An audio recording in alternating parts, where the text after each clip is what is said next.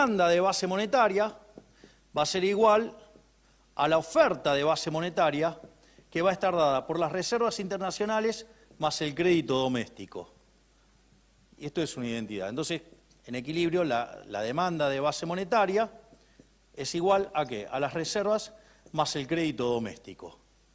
Y ustedes lo que van a ver es que, básicamente, las reservas van a venir dadas por la demanda de base monetaria menos el crédito doméstico. Esto es, cuando ustedes, o sea, tienen tipo de cambio fijo y empiezan a emitir, ¿qué pasa? Pierden reservas. O sea, y eso pasa siempre. Ahora, ¿qué es lo que pasa?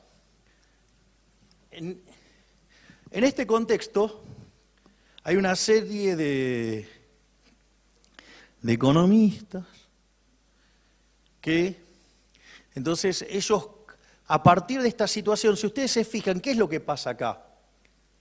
Que la cantidad de dinero en la economía viene dada por algo que ya habíamos visto en el apartado anterior. ¿Viene determinada por quién? Como siempre, viene determinado por la demanda de dinero. Al venir determinado por la demanda de dinero, es decir, cuando ustedes quieran modificar la oferta, ¿sí?, afectando, por ejemplo, el crédito doméstico, van a perder reservas. Es decir, pero esta situación, ¿qué les genera? Que siempre oferta y demanda de dinero van a ser ¿cómo? Iguales. Y al no generarse un desequilibrio, es decir, ustedes, por ejemplo, en la convertibilidad solo emitían ¿contra qué? Contra dólares. Entonces, la única forma que tenían para emitir era esa. Entonces, esos incrementos de la base monetaria tenían como contraparte ¿qué cosa? La demanda. Y si yo tengo oferta y demanda siempre mapeado, ¿qué es lo que me pasa con los precios? No tengo inflación. Por eso, después de pasar dos hiperinflaciones, la del 89, la del 90, cuando se impone la convertibilidad a partir del 1 de abril de 1991, 20 meses después no hay más inflación. Es decir, se limpió toda la porquería que se generó durante años, con todas las distorsiones que eso generó, y después no hubo más inflación.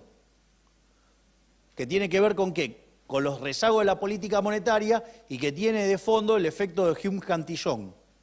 Por lo tanto, ese modelo no es que no generaba inflación porque había fijado el tipo de cambio, sino porque en realidad había hecho que el dinero sea endógeno y que la cantidad demandada de dinero fuera siempre igual a ¿qué?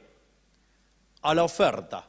Y por eso no generaba exceso de oferta de dinero y por eso no generaba pérdida del poder adquisitivo del dinero. No porque fijó el tipo de cambio, sino porque hizo que el dinero sea endógeno. Porque si ustedes fijan el tipo de cambio como estas bestias que tenemos ahora, pero siguen emitiendo para financiar el déficit, ¿qué es lo único que logran? Pérdida de reservas. Le ingresan una pila de dólares y pierden reservas. ¿Y cómo lo quieren ajustar? No podemos tocar el tipo de cambio porque eso es inflacionario. Porque si tocamos el tipo de cambio se va a dar la inflación. ¡Mentira!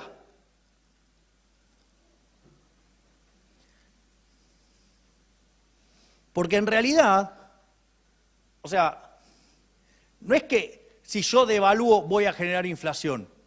Ahora, si ellos devalúan, sí van a generar inflación, ¿por qué?